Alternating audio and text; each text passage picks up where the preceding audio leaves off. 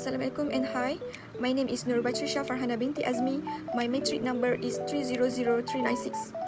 So today I will be presenting about the impact of port congestion at Port Klang on Malaysia's automotive import supply chain. So I will go through to the introduction.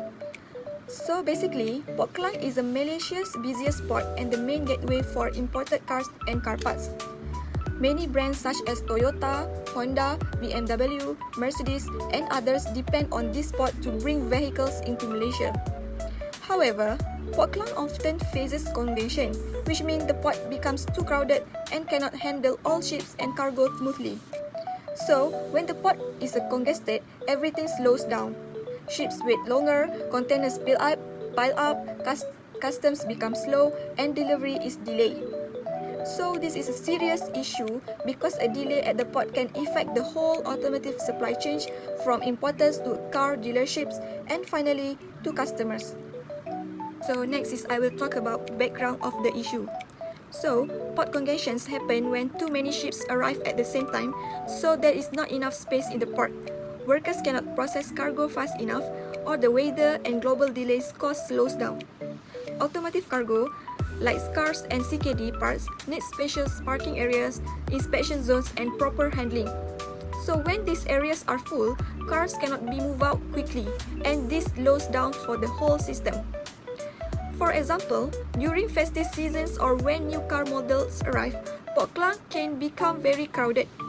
So this makes it hard for importers to move their vehicles to showrooms on time.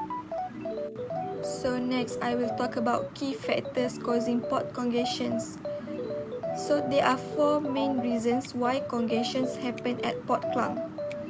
The first one is too many cars and containers arriving at once. For your information, Malaysia imports a lot of cars every month.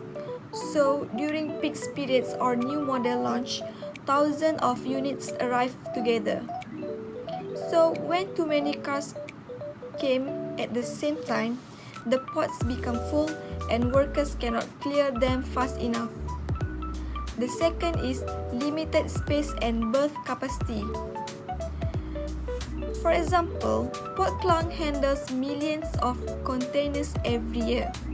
Because the port is always busy, the parking space for automotive cargo is not enough. So when the yard is full, ships must wait before they can unload, so causing more delays. So the third point is not enough workers and slow manual paperwork. Sometimes there are not enough crane operators, truck drivers, and custom officers. So custom checks for cars also involve paperwork, which can take time. If workers are overwhelmed, the whole process becomes slow. The last point is external problems such as weather or late ships. For example, bad weather, storm, or global delays can slow down unloading. Sometimes several ships arrive late on the same day, so this is called vessel bunching. When this happens, the port suddenly becomes overcrowded. So next, I will explain the impacts of port congestion at Port Klang and the solution that can help reduce it. The first is the impact on business. Port congestion increase costs for car importers, so they have to pay extra storage fees, demurrage, and higher trucking charges. Dealers receive car late, customers wait longer, and some even cancel orders. This leads to lower sales and unhappy customers. Second is an impact on operations. Congestion slows down the unloading of cars, custom clearance, and delivery to showrooms or factories. So when cars too long in open areas, they can be damaged by sun, rain, or dust. Okay, so the third one is the impact on workers. For example, port workers, truck drivers, and custom officers often need to work overtime. So this causes stress, fatigue, and lower productivity. Tired workers also face higher safety risks. The last point is the impact on the national supply chain. Malaysia depends on imported CKD parts of car assembly. If these parts are stuck at Port Klang, factories slow down production and fewer cars are assembled. This affects the entire automotive industry and the country's economy. Okay, so next is a potential solutions. To reduce congestion, several steps can be taken. The firstly is improve port facilities and technology.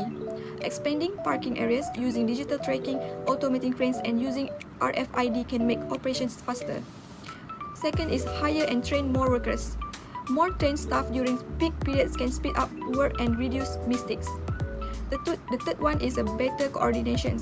Shipping lines, port operators, custom and importers must plan schedule together and move cars out faster. And the last one is the improved custom process. So online documentation and faster lanes for automotive cargo can reduce clearance time.